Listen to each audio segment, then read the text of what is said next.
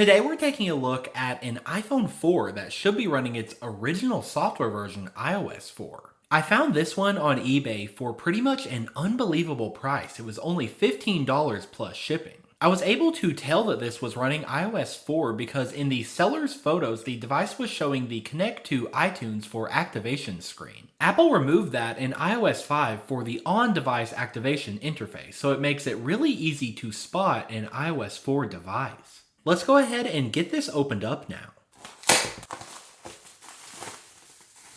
Okay, and here is our first look at the iPhone 4. This one is in the black color and it looks to be in pretty good condition so far. I'm just seeing a light to moderate amount of scratching. And as far as the stainless steel band, it looks a little bit dirty. There are some questionable big black spots on here, but it should clean up really well. Let's see if it happens to have any battery charge. And nice, it looks like it does, and we do get the older style Apple logo with the reflection mark across it. From that alone, we can confirm this is iOS 4 through 6. And there we go, we boot right into that Connect to iTunes screen that I mentioned before. I believe this iTunes logo came out in September of 2010, so unfortunately we are probably not running a very early version of iOS 4. If this was 4.0 or 4.0.x, it would probably have the older iTunes logo with the CD. It looks like we do have a SIM card installed here, so all we need to do is connect to iTunes for activation. So I'm just going to connect the iPhone to my iMac here, and we should get the device activated. And just like that, the iPhone is now activated. Honestly, that whole pre-iOS 5 activation process is really nostalgic for me. Apple ended up changing this because they realized that many people buying their devices, it was their only internet connected device. They may not own a computer also. So now we can be met here with the iOS 4 home screen. It looks incredible.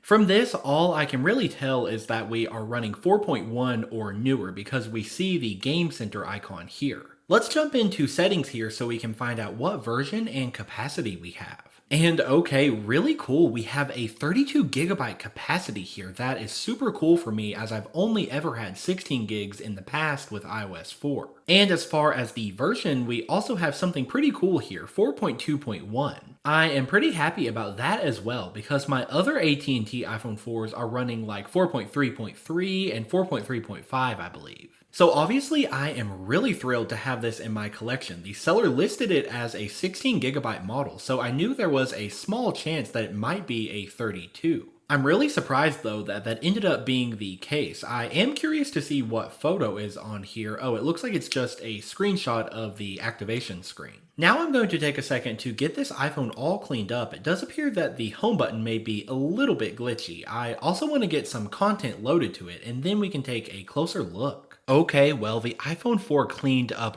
really nicely. I also got that content synced, so it was really nice to have the 32 gigabyte model here and not be pressed for space. I got some apps here synced from iTunes and a selection of music from my iTunes library. Let's take a quick second now to just discuss what the iPhone 4 was and its history. This model released in June 2010 as the successor to the iPhone 3GS, and it was the last iPhone to be announced by Steve Jobs himself. This was definitely the biggest update to the iPhone yet since its launch in 2007. The most noticeable change right at first glance was the new design. So we had all glass on the front and back panel with this stainless steel band in between. This design was actually leaked earlier in 2010 when an Apple employee left his prototype unit in a bar and it was sold to a tech review company. This design was a huge upgrade, especially compared to the iPhone 3G and 3GS. Those had this shiny plastic back panel which didn't feel very premium.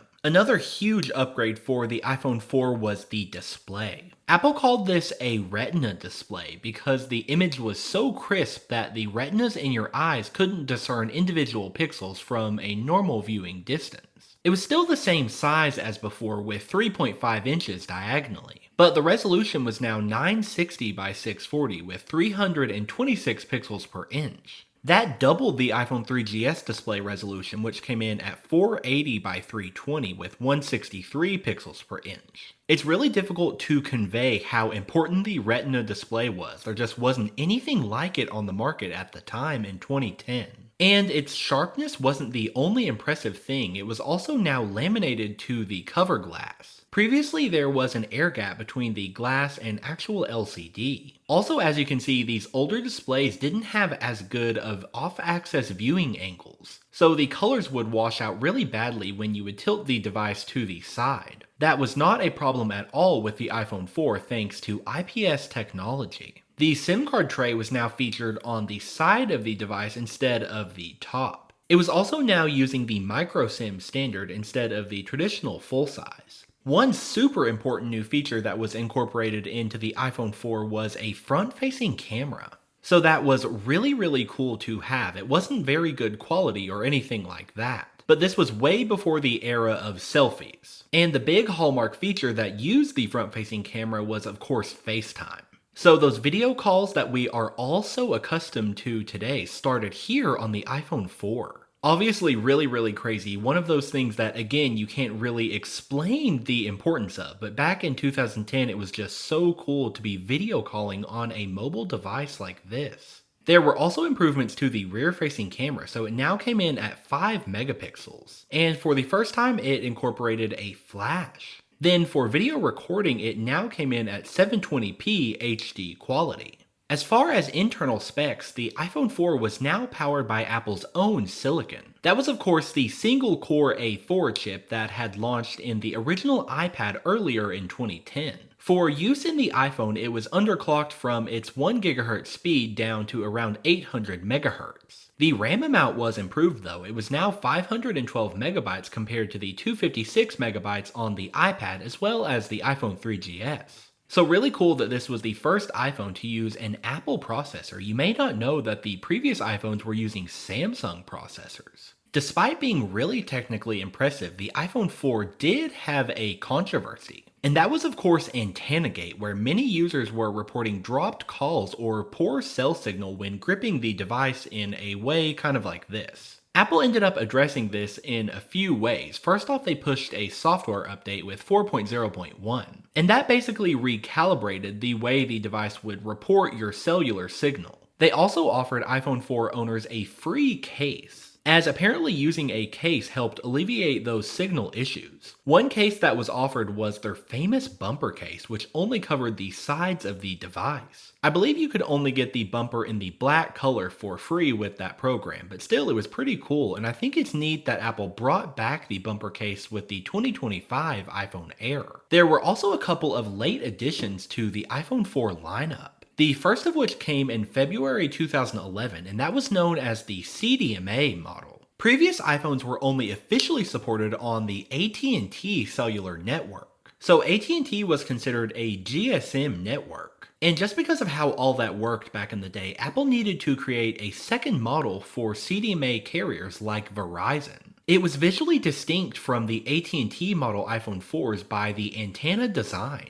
So this updated model not only achieved the goal of being compatible with Verizon networks, it also addressed the AntennaGate concerns. Now we had 4 antenna breaks in this symmetrical design compared to only 3 on the AT&T iPhone 4. And because the CDMA networks did not require a SIM card, we did not get the SIM card tray. As you may know, the iPhone 4S ended up using this 4 antenna break symmetrical design. So many people end up getting the CDMA iPhone 4 confused with the 4S. There are a couple other visual distinctions though. Of course you have the whole no SIM card thing like I mentioned before, but also this one had a simplified look for the FCC labeling on the back. So this was definitely one of the more quirky iPhone models. Thankfully with the iPhone 4S it got a bit more simple though, because there was only one model that acted as a world phone. Also, as another little random note, the iPhone 4 models produced after early 2011 had updated screws on the bottom. On this iPhone here, you may be able to tell that the screws on each side of the 30-pin connector are Phillips head. However, iPhone 4 models produced after early 2011 moved to the pentalobe design. Obviously, this was more proprietary and made repair a bit more difficult, but it was just one of those things that Apple committed to. If you had one of the 2010 iPhone 4s with the Phillips head screws in the bottom and you took it to an Apple store for service, they would actually replace them with the pentalobe. Another late addition to the iPhone 4 lineup was the white model. Those were actually advertised at launch, but they were not available until almost a year later. Reportedly, Apple had some issues manufacturing that color, presumably with it yellowing. We finally ended up getting that color April 28th, 2011. I don't happen to have a white iPhone 4 on iOS 4, so I'm showing you a 4S here instead. The design for the white iPhone 4 we ended up getting had a black proximity sensor here up top, but the white model that was advertised at the keynote appeared to have a transparent look for that. So pretty interesting stuff. The iPhone 4 was definitely the most fragmented iPhone launch ever. Pricing for the iPhone 4 was only quoted with a 2-year carrier contract that was very common back in the day. So you were looking at $199 for the 16GB capacity and $299 if you wanted 32 gigs. It dropped in price to $99 on contract in late 2011, but they dropped the storage capacity to only 8GB. Finally, in 2012, it got one last price drop to free on contract. So you had models of the iPhone 4 shipping on iOS 5 and 6 before it was discontinued in September 2013. It did receive software support through iOS 7, although it didn't get all of the features like the parallax effect on the home screen or the full translucency. Most iPhone 4s that have been upgraded to iOS 7 can be downgraded back to iOS 4 using an exploit. Overall, I think the iPhone 4 left a really great history behind.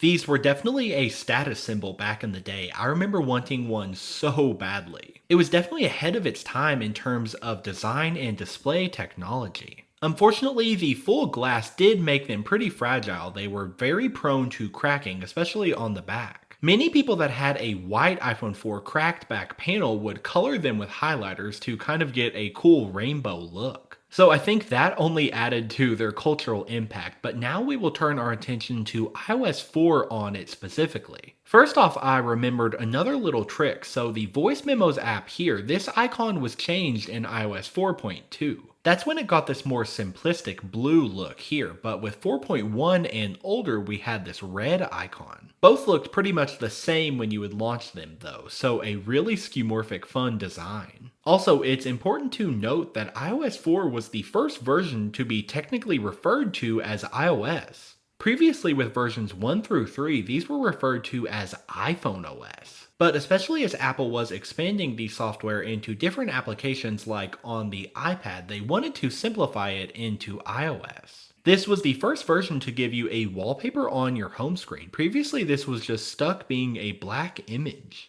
Also, we had a new dock design. This was a pretty cool reflective style that was similar to what we had on Mac OS X. This replaced the old gray style dock that almost had a faux metal look. Both the home screen wallpaper and this new dock though were not brand new. They were present on iPhone OS 3 with the iPad. So rather they were just brought to the iPhone and iPod Touch. Another huge new aspect of iOS 4 was the addition of multitasking. By double-clicking the home button, you got this menu expand on the bottom of your screen. It would be your recent applications. So these were grouped by 4 you could just scroll through. If you wanted to go back to any of these, you could just click one. So that was really cool and helpful. Also, the system managed memory a little bit differently for this reason. You had some extra options if you would slide to the left as well, so a shortcut to your iPod controls as well as a new rotation lock. As the name suggests, if you click this, it would prevent your screen from turning to landscape orientation.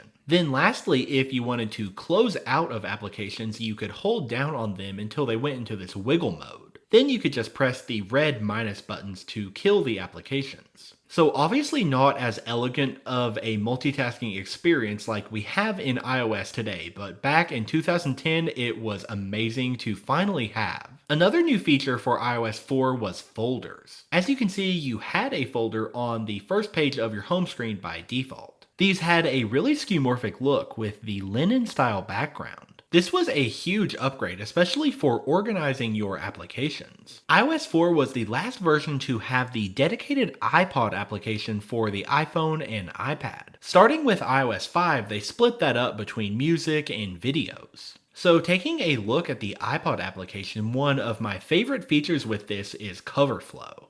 When turning the device into landscape orientation, you could see all of your album art. Then just scrolling through, you could find one you liked and click into it to access these songs. So really cool and nostalgic. I love using these older devices as an MP3 player. Also, when you are playing a song, it switches out your lock screen wallpaper for the album. And when you were on the lock screen, you could double click the home button again to get some audio shortcuts. iOS 4 also got some upgrades to the camera application. So you now had a digital zoom all the way up to 5x. You also now had tap to focus, so those are pretty cool little features to have. When researching for this video, I came across an iOS 4 quirk that I was never aware about before. And that would be some exclusive text tones that were only available on the iPhone 4 with this version. These came in iOS 4.2, and there were 17 all new text tones. Here in the menu, you can see all of the previous options that are actually split up into this original category. But if you scroll up here, you will see the new category. As I said, there are 17 here under this category. And you may notice the names of these are all familiar. These ended up coming to all devices that ran iOS 5. However, these are not all the same. I checked and only 6 of them are directly carried over. So let's just take a listen and compare these now. We'll start off here with Anticipate. This is the same between iOS 4 and 5. The bloom sound here is different between these two. Here it is on iOS 4.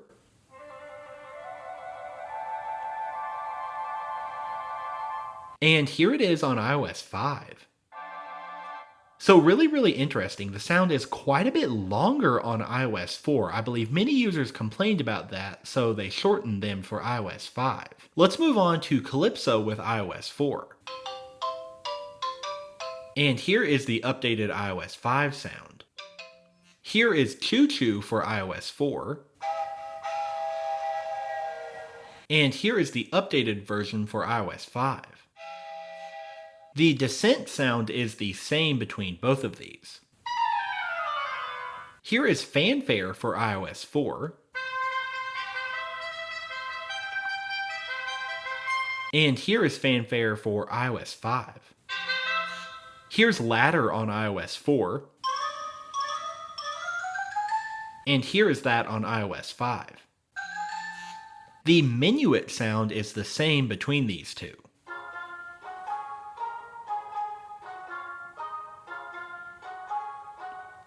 The Newsflash was changed though, so here it is for iOS 4.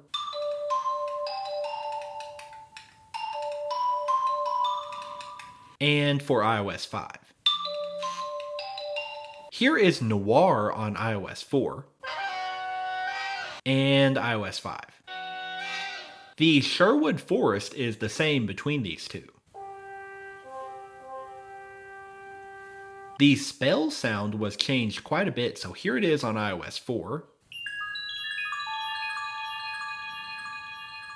And iOS 5. The Suspense tone is the same. The Telegraph sound is different, so here it is on iOS 4. And iOS 5. Tiptoes was changed as well, so here it is on iOS 4.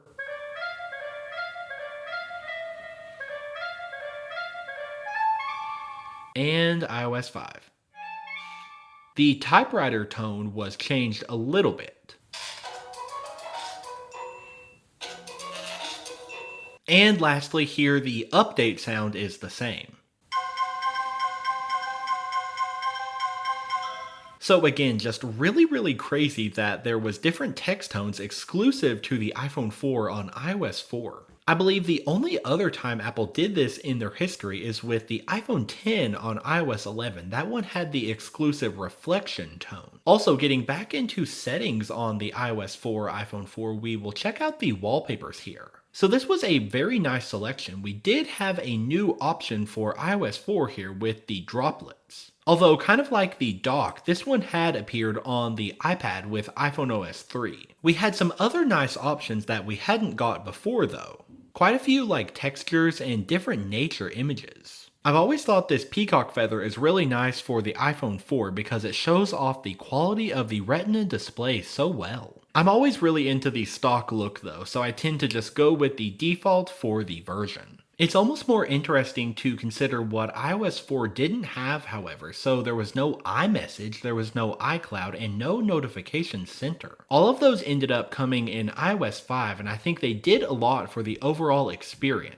We'll take a look at the applications I got synced here from iTunes. I think the flashlight is a really interesting one to take a look at, just because this reminds us of when we had to download an application to get something really basic like a flashlight. This didn't end up being built into iOS until iOS 7 with the Control Center. Most of these other apps though are just some really nostalgic games. I always loved Paper Toss back in the day. So here's a look at that. iOS games used to be so simple. Leave me a comment below if you remember playing this back in the day. I also really enjoyed the water slide game here. So this game was taking advantage of the gyroscope, which was really fun to play around with. It definitely didn't take a lot for us to be impressed with an iPhone game back in 2010. I'm pretty sure like the only internet connected functionality that still works on iOS 4 is ironically enough the Maps application. You can even flip up the page with this little option here and go to satellite view. I'm curious to see if Google Street View functionality works, so let's try and zoom in here around New York City. Let's go in here to drop a pin and see if we get a Street View button. Okay, and there we go. We just accessed Google Street View here. This is working super seamlessly. I wish the same could be said for the built-in YouTube app. Unfortunately, this always gives you an error. There are ways of fixing this though if you would jailbreak the device. Of course, also the App Store no longer works for this version. I think iOS 4 is just really nostalgic. It reminds me of when iOS was super simple. I also really don't think it's a stretch to say that every device that launched with iOS 4 was pretty incredible. We had the iPhone 4 here in mid 2010, but in late 2010 we got the 4th generation iPod Touch. And this had many of the same things that the iPhone 4 did, so we had the Retina display and a front-facing camera, making this device the second one capable of FaceTime. You could get into one of these for only $229, so this was super popular, especially among like children back in the day. Personally, I had a 4th generation Touch and I absolutely loved it. It did have a slightly lower quality Retina display, so you weren't getting as great of viewing angles, but for the price it was fantastic. We also have the iPad 2 that ended up coming in early 2011. That one had the even more powerful dual-core A5 chip. Also with front and rear cameras capable of FaceTime and an incredibly thin and light design. Definitely an incredible time for Apple. Be sure to leave me a comment below with your thoughts on this 32GB iPhone 4 running iOS 4.2.1. I am still pretty much blown away that I was able to pick this up on eBay for only $15. Thank you guys so much for watching, and I will see you all in the next one.